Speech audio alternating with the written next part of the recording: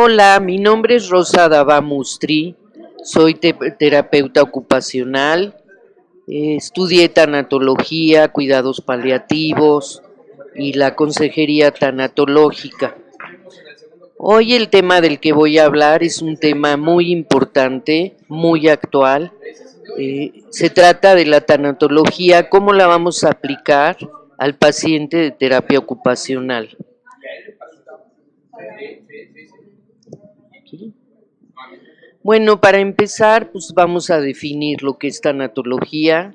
Se deriva de las raíces griegas estánatos y logos, que significa el estudio o el tratado de la muerte. Esta disciplina se encarga de estudiar no nada más los fenómenos de la muerte en los seres humanos, sino que enfoca toda su atención a establecer entre el enfermo que está en tránsito de muerte, su familia y el personal médico, un lazo de confianza, de esperanza, de buenos cuidados que lo ayuden a morir con dignidad. ¿Qué significa tener una muerte digna? No es el momento de la muerte en sí, porque eso es algo muy rápido, sino todo el proceso que lleva a un enfermo a llegar a la muerte por una enfermedad terminal. Se considera que un enfermo terminal es un paciente que está diagnosticado con un pronóstico de tener una vida muy corta, máximo de 6 meses. Entonces, los tanatólogos nos dedicamos a ver cómo podemos ayudarlos para que mueran con dignidad, que tengan una calidad de vida.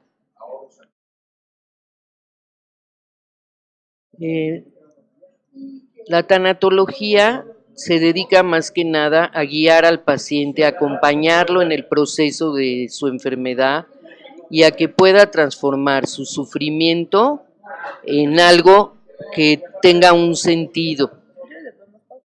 Entonces, la tanatología se encarga de guiar, de acompañar al paciente en su proceso de la enfermedad para que pueda comprender y transformar su sufrimiento, encontrándole un sentido y que pueda conectarse con las necesidades que tiene es un vínculo para que se comunique con sus allegados.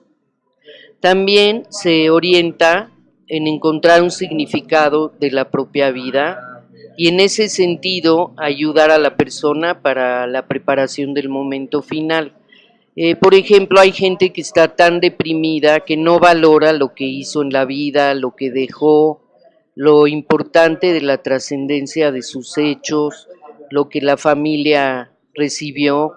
Entonces se les ayuda, se les orienta a que tomen importancia de las cosas que hicieron.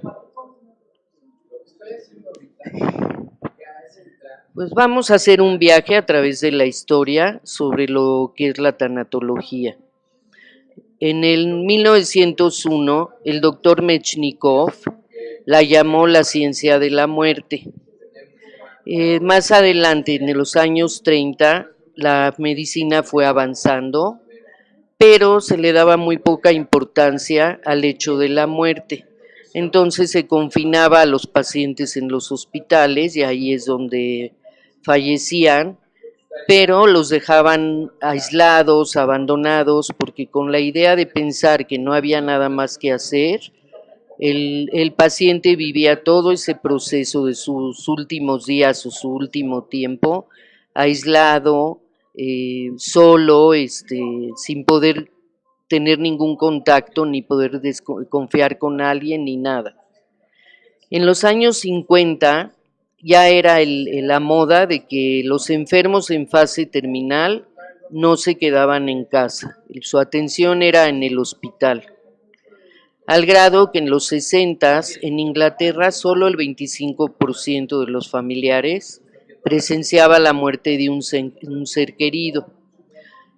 Lo que pasa es que aun por mejor atención que tuviera el paciente en el hospital y que realmente no era así porque los aislaban, No era lo mismo que tener el calor, el amor, el cuidado de un paciente, el contacto físico que es tan importante.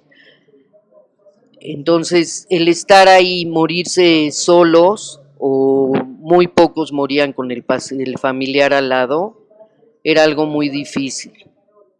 Y bueno, en el 1988 inició la tanatología con la fundación de la Asociación Mexicana de Tanatología. Realmente la pionera de la tanatología fue una gran mujer, una guerrera, una luchadora, con todo lo que quería lo lograba. Ella fue Elizabeth Kubler-Ross. Era una doctora psiquiatra que se dedicó a estudiar los fenómenos psicológicos que tenían los pacientes cuando estaban en fase terminal. Y entonces a ella le interesaba mucho ver qué es lo que sentía una persona, un ser humano que estaba próximo a la muerte. Estudió miles de casos de pacientes, los acompañó durante sus procesos y ella define la tanatología como una instancia de atención a los moribundos. Ella se preocupaba mucho porque estos pacientes tuvieran calidad de vida y empezó a escucharlos y a ver que estaban ávidos de hablar, de contar lo que sentían, cuando al contrario la gente pensaba que mejor no hablarles, mejor no decirles nada, y la verdad es que los condenaban a una muerte en el silencio. Si querían transmitir algo no había manera.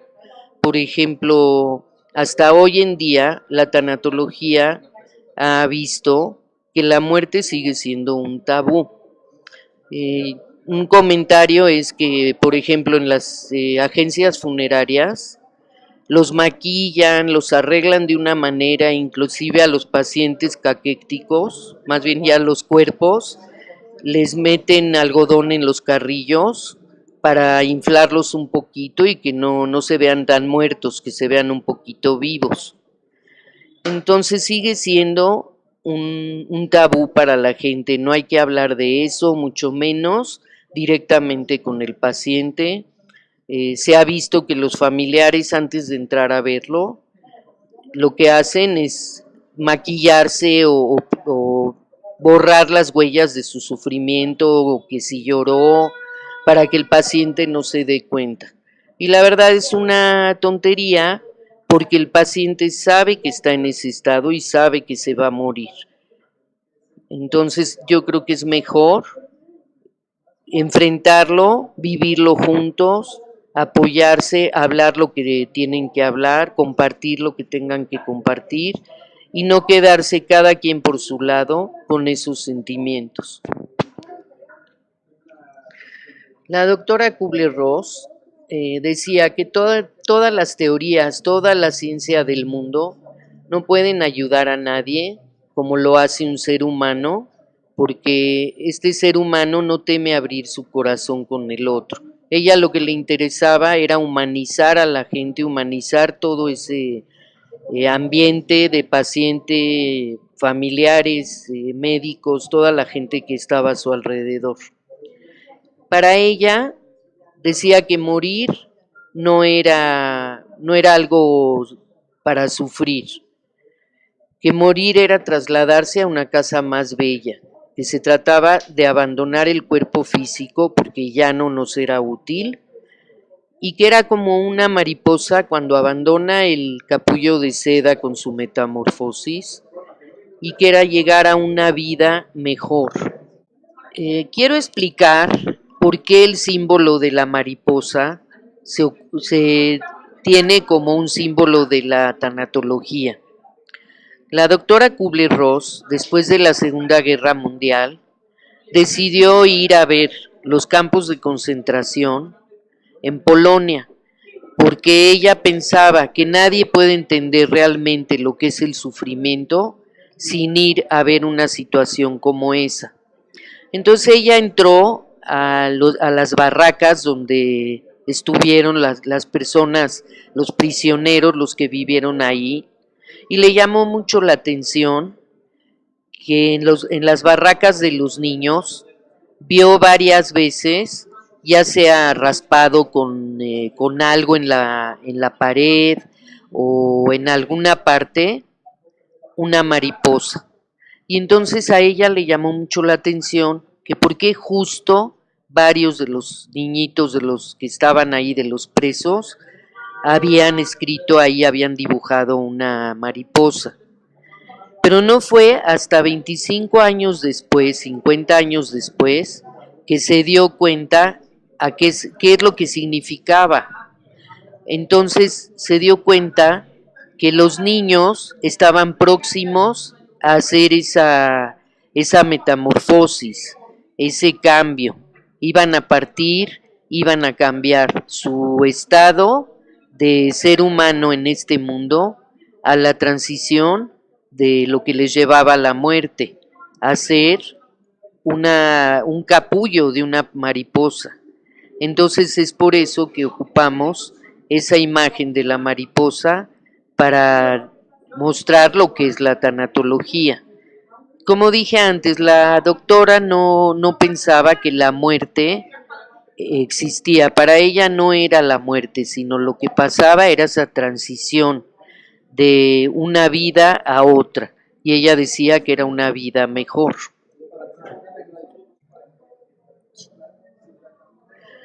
A lo largo de su experiencia, de los estudios que tuvo directamente con los pacientes, ella estableció fases de duelo. La primera es la reacción inicial que tiene el paciente cuando se entera de su diagnóstico. Esta fase es la negación. No pueden creer que eso les esté pasando. Eso no me pasa a mí. ¿Cómo puede ser? El doctor se equivocó y hacen un montón de conjeturas. La segunda es cuestionarse por qué me pasó a mí y lo hacen con rabia, con enojo, qué es lo que hice para que a mí me pase esto. Cuando realmente no debe preguntarse por qué, sino para qué. Siempre cualquier sufrimiento nos da la oportunidad de crecer, de aprender de esa experiencia. La tercera fase la llamó ella culpa, porque ahí el paciente se siente que él tiene la culpa de lo que le está pasando. Por ejemplo, que no se cuidó, si era diabético no llevó las indicaciones del médico, o dejó de hacer ejercicio, o X cosa que no cumplió. La cuarta fase es cuando trata de hacer como una especie de pacto o de negociación, principalmente con Dios o con quien es su ser supremo. Empieza a hacer promesas de que se va a dedicar a hacer buenas obras, que va a hacer sacrificios, y igual con el doctor le promete que ya se va a cuidar, pero finalmente llega la tristeza y la depresión al inconfirmar la realidad. Ahí ya no hay ninguna cosa que le esté enseñando que puede ser que no sea verdad. Confirma la realidad y entonces sí se suma en tristeza y depresión. Y finalmente, cuando ya llega a procesar todo esto, llega la aceptación. Y es cuando se resigna y acepta su pérdida. Ahí el papel de tanatólogo es muy importante, porque, como dijimos al principio, le ayuda a encontrar un significado, un sentido a ese sufrimiento, a valorar lo que hizo en la vida, y entonces el paciente termina resignándose, pero aceptando la pérdida ya sin sufrir.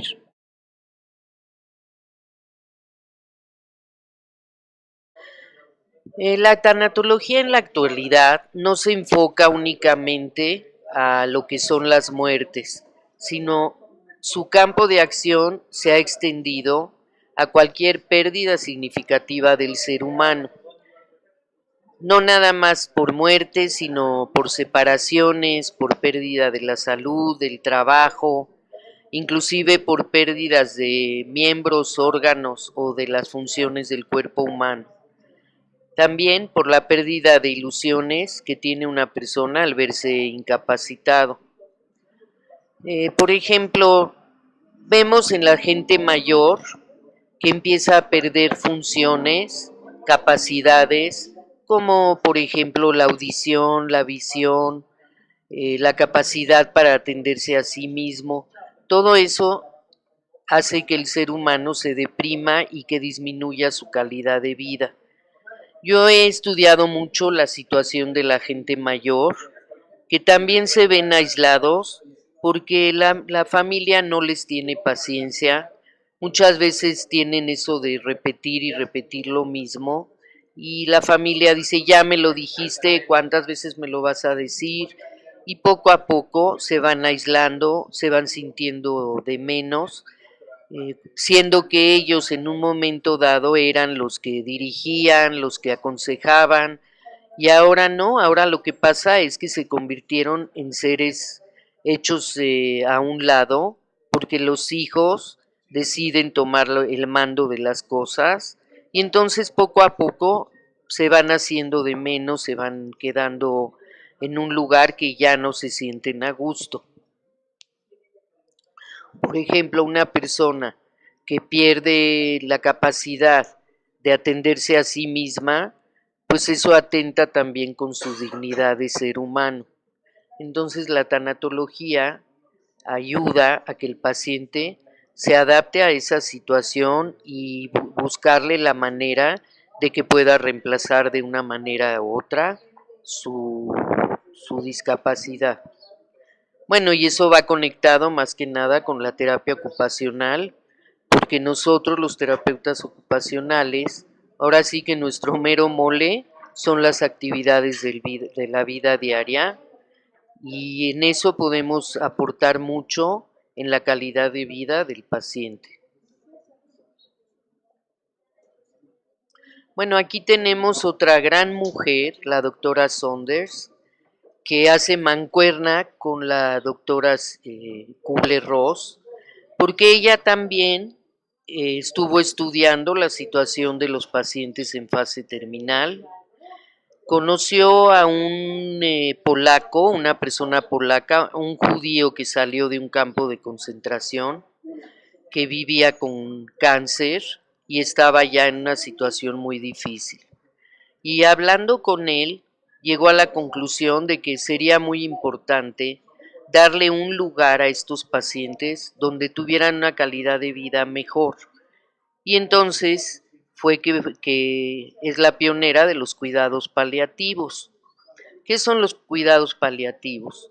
Primero que nada, se trata de mejorar la calidad de vida de los pacientes y de sus familias, porque las familias también sufren la situación de su familiar enfermo. Entonces, los cuidados paliativos, lo primero que hacen es darle al paciente el alivio a su sufrimiento. La primera cosa que hay que eliminar es el dolor.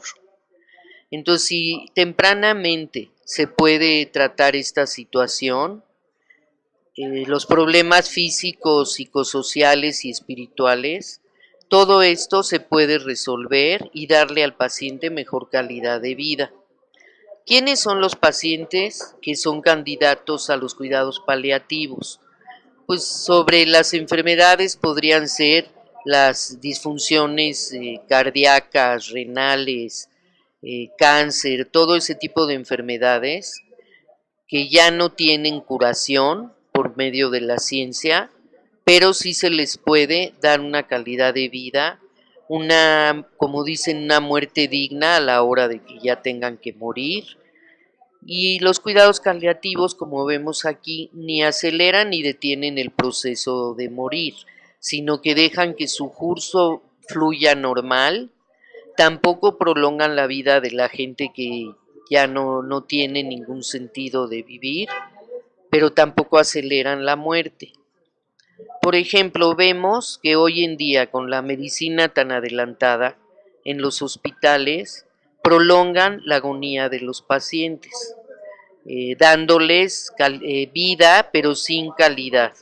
Muchas veces inclusive con pacientes sedados y que no son más que ya un cuerpo que está en manos de la ciencia y los médicos se dedican a mantener la vida a costa de lo que sea, y es un desgaste, un sufrimiento tremendo tanto para los familiares como para el mismo paciente.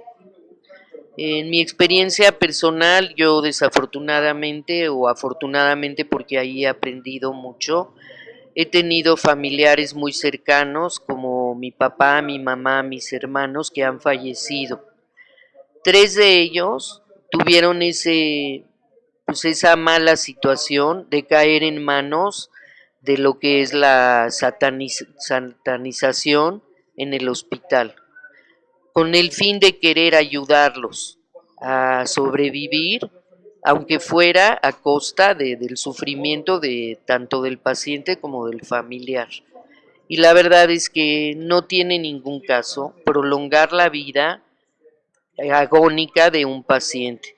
Lo mejor sería tenerlo consciente, cómodo y tratándolo de la mejor manera que le dé el confort, y eso es lo que son los cuidados paliativos, poder proporcionarle al paciente esa calidad de vida, esa dignidad humana de no estar en una situación donde ya no es un ser humano.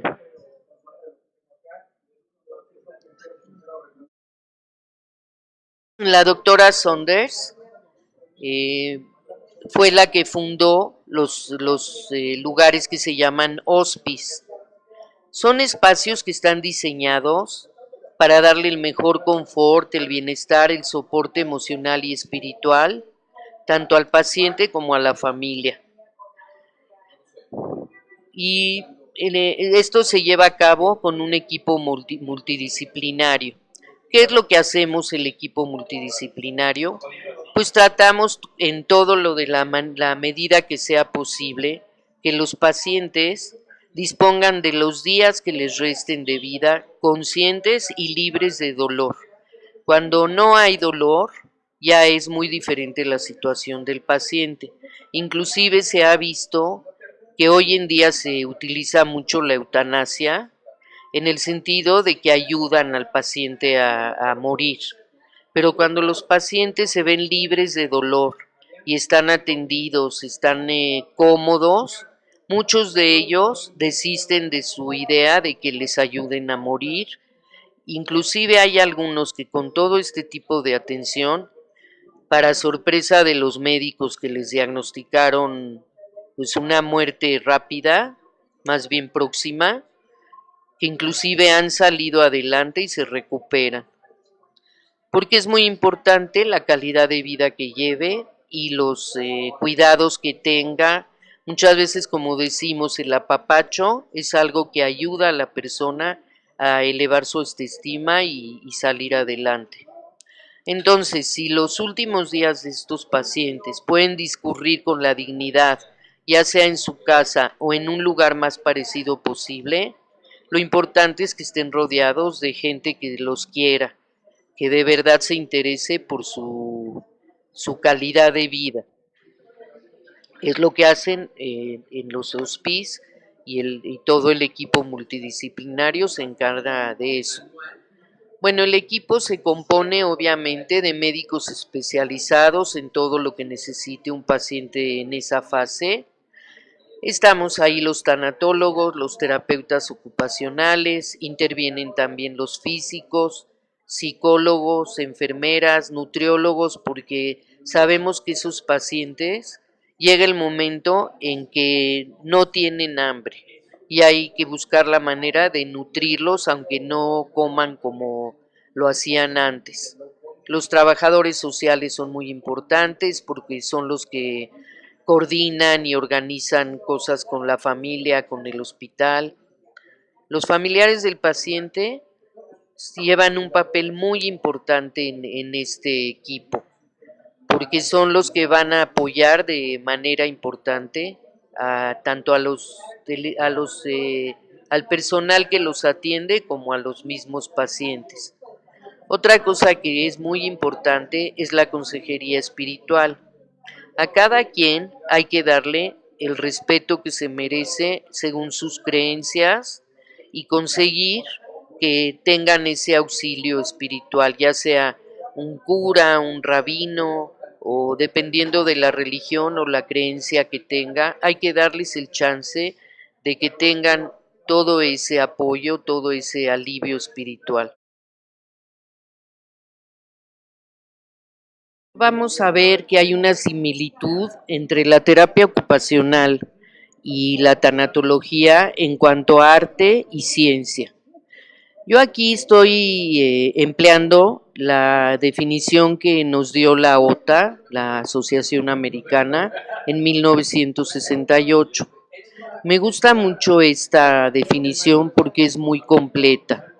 Entonces, bueno, la terapia ocupacional es el arte y la ciencia de dirigir la respuesta del hombre a la actividad seleccionada para favorecer y mantener la salud, para prevenir la incapacidad, para valorar la conducta y para tratar o adiestrar a los pacientes con disfunciones físicas o psicosociales. ¿Por qué es un arte? Porque hay que ocupar toda la imaginación para hacerle al paciente la actividad agradable y que además sea funcional para lo que queremos conseguir.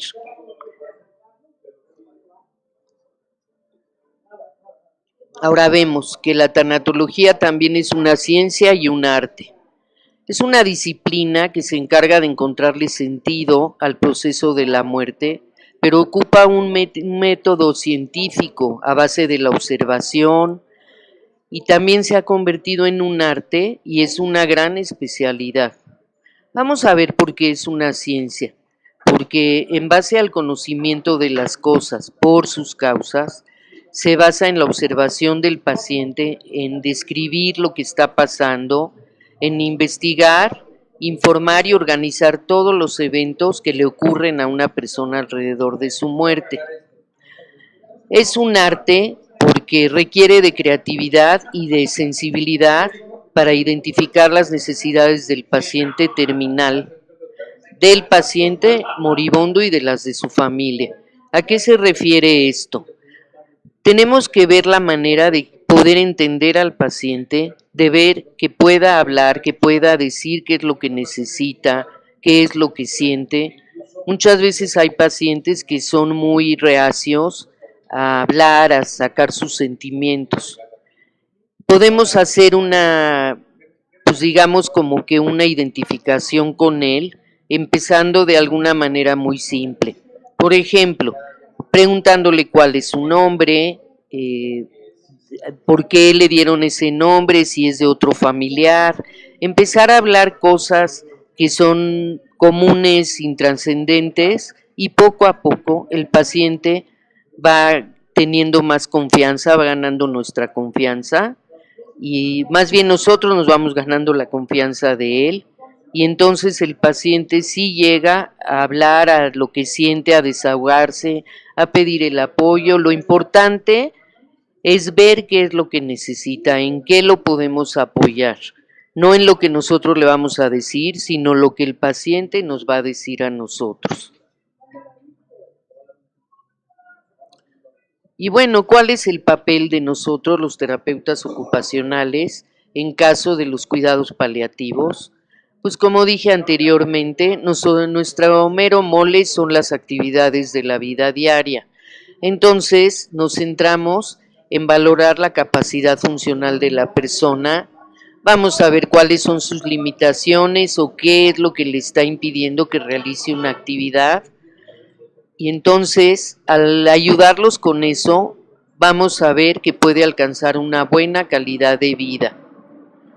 Las evaluaciones nos permiten darnos cuenta de en qué estado está el paciente en las diferentes áreas de la ocupación.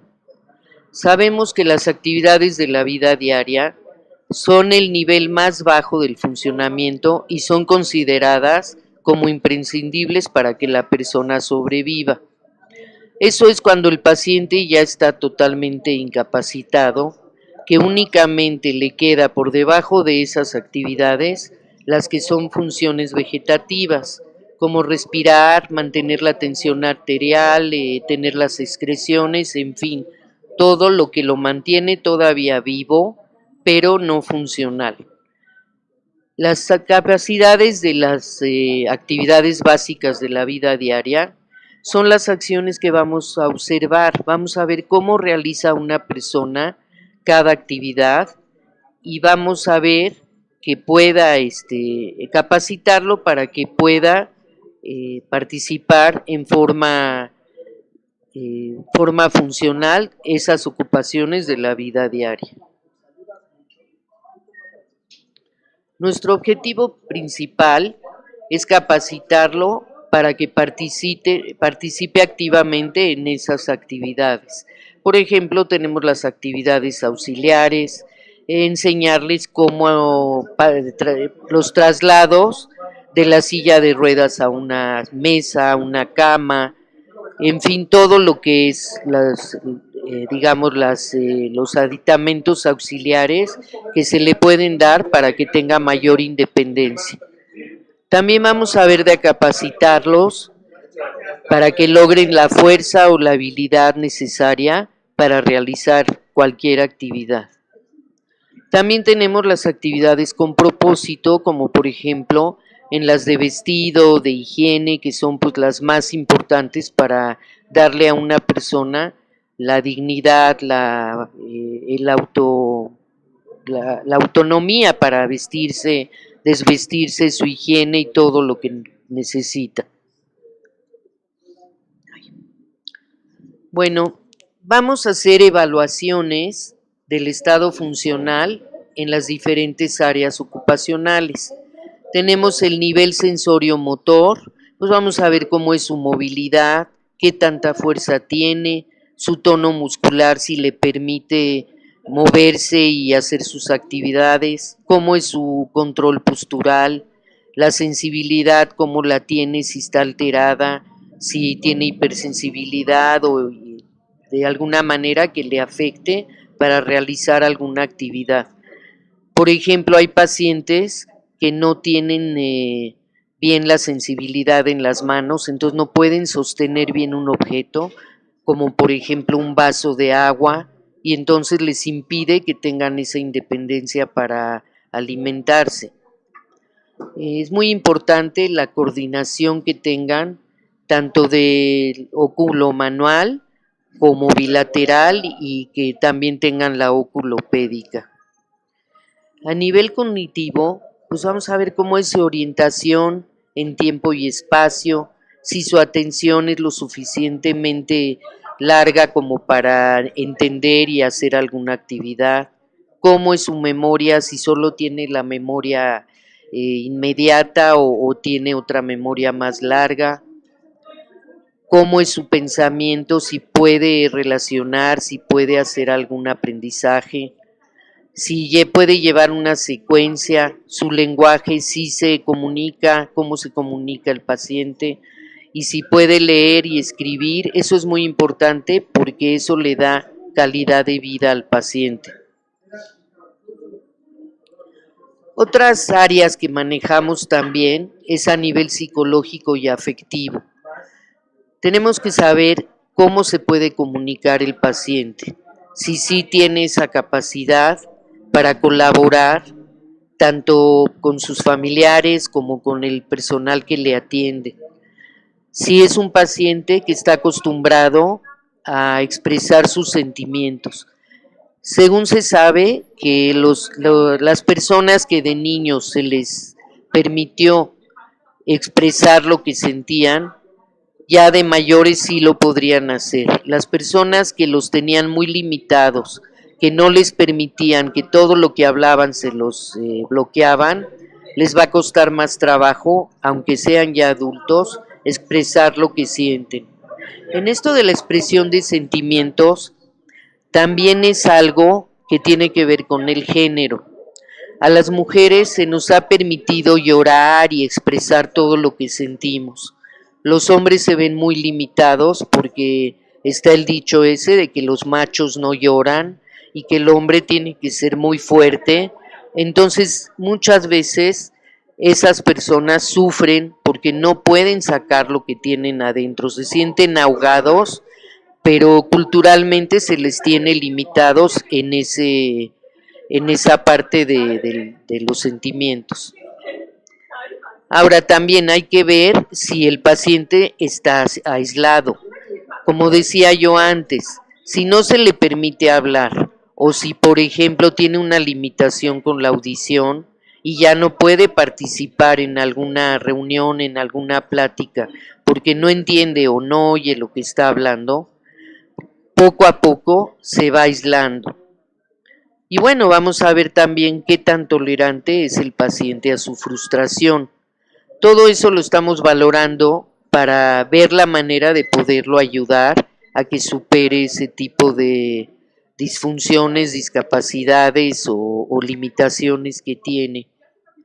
En el aspecto social y emocional es muy importante ver cómo se desenvuelve el entorno familiar, si los familiares sí le apoyan al paciente, sí se interesan por su situación. Vamos a ver en la vivienda si se le puede hacer adaptaciones funcionales para darle una mejor calidad de vida. Yo, por ejemplo, hice mi tesis sobre la esclerosis múltiple. Fue un, eh, un manual para los familiares y el paciente, un programa de casa y donde yo me di la tarea de ir a las casas de los pacientes, valorar qué es lo que necesitaban, observar si es que de verdad contaban con el apoyo, con el cariño de sus familiares y pues como ejemplo a un paciente que estaba ya de fijo en la cama, le hice una adaptación funcional muy sencilla con cinta de velcro y de cinta para amarrar, que este paciente dormía, tenía una cama debajo de la escalera y entonces ese espacio permitía que yo atara una cinta de morral del barandal hacia donde estaba el paciente y entonces de esa manera él se sostenía de ahí, se podía incorporar, por lo menos ya no estaba todo el tiempo en la posición en que lo ponían. Fue muy útil, me lo agradeció y yo creo que sí, de alguna manera le ayudé a mejorar su calidad de vida. Por otro lado, también tenemos que ver los intereses del paciente y de la familia. ¿Qué es lo que el paciente necesita y qué es lo que la familia necesita que le orientemos para que le pueda proporcionar al paciente esas necesidades y mejorando su calidad de vida? Ahora tenemos las áreas de ocupación. Sabemos que son las categorías principales de la actividad humana y son de la vida diaria. Lo importante es ver, por ejemplo, qué tan capaz es el paciente de cuidarse a sí mismo.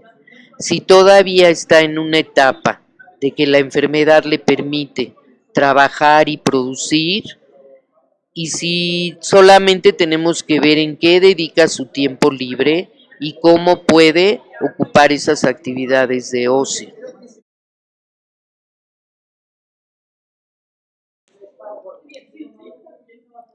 Ahora vamos a ver cuáles son las escalas que ocupamos para valorar a estos pacientes.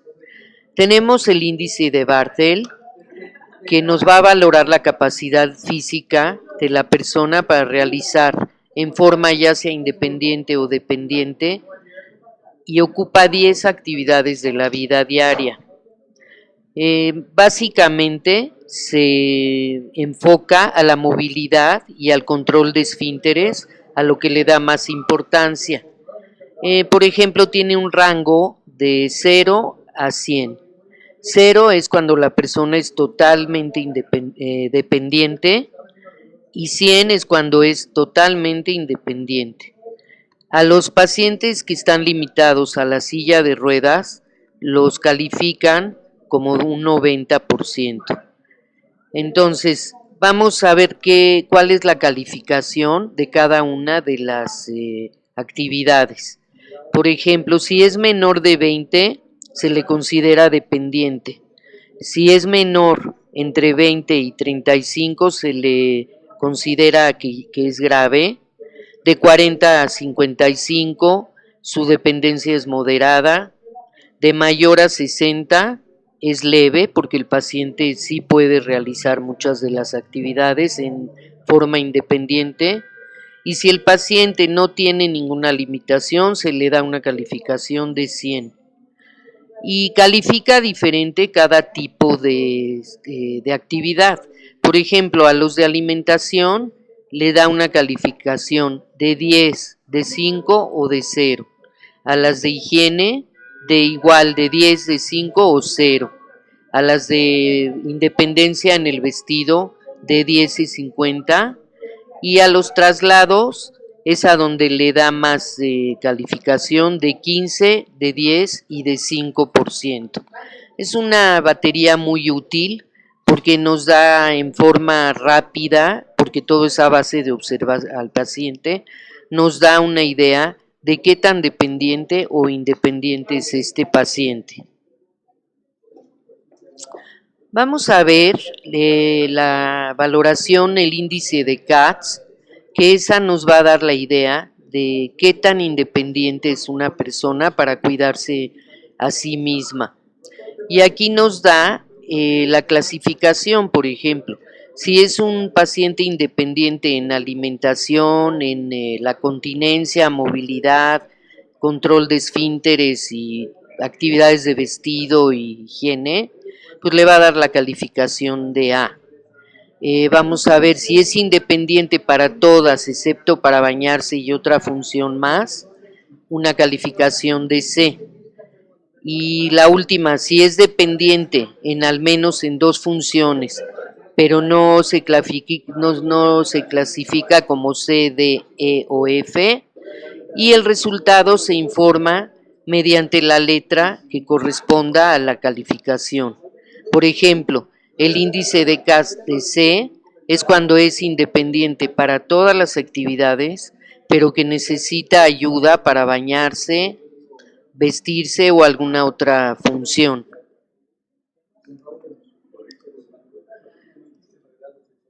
Ahora tenemos la valoración también del paciente para ver cómo realiza sus actividades cotidianas. Esta valoración es de Karnofsky y esto nos va a dar la idea en qué tanto se puede predecir la muerte de un paciente oncológico o aunque no sea oncológico. Vamos a tener una calificación de 100 a 0, donde 100 es el paciente que todavía es un paciente normal, no tiene ninguna queja, ni siquiera se le nota que esté enfermo. Vemos un 60% que necesita alguna atención ocasional, pero todavía puede cuidarse a sí mismo. El paciente con un 30% ya se considera un paciente grave, severamente incapacitado y necesita un tratamiento constante. El paciente con un 20% es un paciente encamado por completo, se considera un paciente muy grave que necesita estar hospitalizado y necesita un tratamiento constante. Y nos vamos hasta la calificación de 0, donde el paciente ya falleció. 10 es cuando está ya en fase, en una etapa agónica, donde ya está muriendo. Y sabemos que un Karnofsky de 50 o inferior nos va a indicar un elevado riesgo de muerte durante los 6 meses siguientes. Es lo que yo comentaba, que un paciente terminal se le da un espacio de 0 a 6 meses.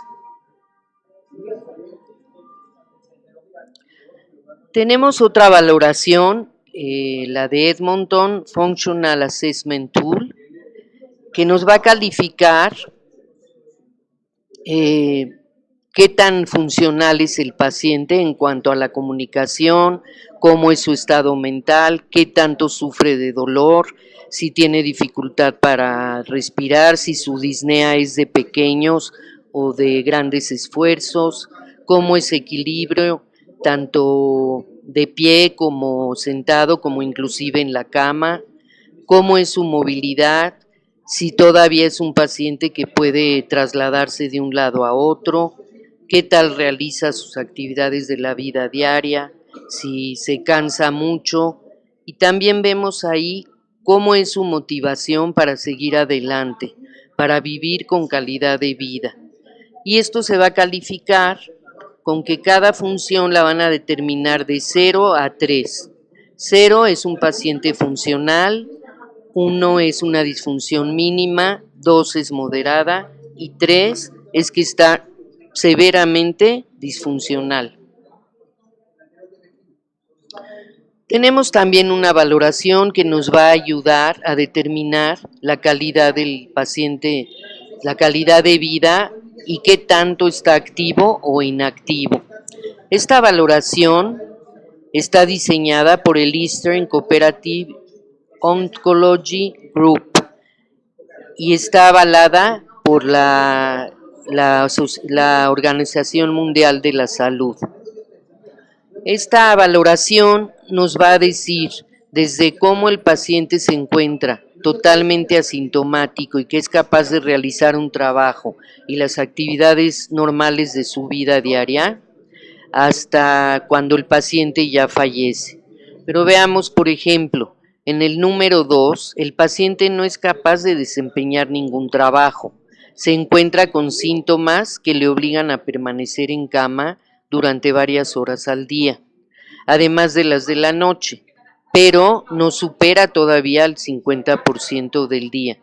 El individuo satisface la mayoría de sus necesidades solo, en forma autosuficiente. El número 4, el paciente permanece encamado el 100% del día y necesita ayuda para todas las actividades de la vida diaria, como por ejemplo desde la higiene corporal, la movilización en la cama e incluso la alimentación. En este caso, el paciente es un paciente que depende absolutamente del apoyo, ya sea de sus familiares o del equipo médico que lo atiende. Y bueno, para concluir, yo tengo que decir que la terapia ocupacional es una parte esencial en el cuidado de los pacientes que tienen un pronóstico de corta esperanza de vida, porque si nosotros los terapeutas ocupacionales les podemos ayudar a ya sea mantener o inclusive mejorar sus funciones para realizar sus ABD con independencia, podemos potenciar al máximo su autoestima, su sensación de independencia y sobre todo su dignidad. Hay pacientes que se sienten muy mal de que tengan que ayudarlos con sus actividades más íntimas, como son las de higiene, las de alimentación y de vestido. Vamos a ver que la función y la independencia deben mantenerse el mayor tiempo posible para mejorar la calidad de vida del paciente y también, cómo no, para reducir la carga de cuidado de sus cuidadores.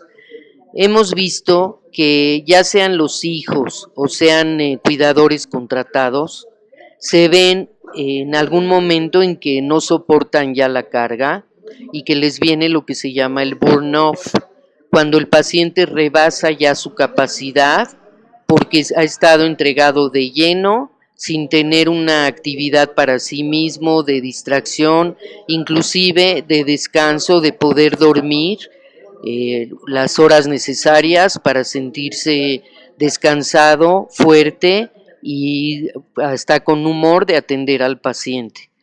Si ayudamos de esa manera, tanto el paciente va a sentirse con una capacidad y una situación donde su calidad de vida le va a dar pues esa tranquilidad, como para los pacientes, los cuidadores. Y bueno, una de las cosas que yo sugiero es que los terapeutas ocupacionales debemos saber que siempre se puede hacer algo por y con el paciente. No hay el caso que diga uno, ya no se puede hacer nada. Siempre algo podremos hacer para ayudarlo y para mejorarle su calidad de vida. Y yo les digo a todos mis colegas, a todos los terapeutas ocupacionales, que hagamos todo lo humanamente posible para preservar la función de los pacientes para que así le generemos autonomía, calidad de vida y, ¿por qué no? Por ende, ganas de vivir. Como comenté en algún momento, hay pacientes que se han visto en esa situación y que mejorándole su calidad de vida terminan teniendo ganas de vivir y salen adelante. Muchas gracias. Espero que esta pequeña plática, que la verdad el tema da para mucho más, que sea útil tanto para los terapeutas como para los pacientes. Bueno, agradezco mucho su atención. Para cualquier duda, comentario o información que requieran, les doy mi correo electrónico para que se puedan comunicar, o si es por vía telefónica, dejo el número de celular. Muchas gracias y que tengan mucha suerte con todos sus pacientes.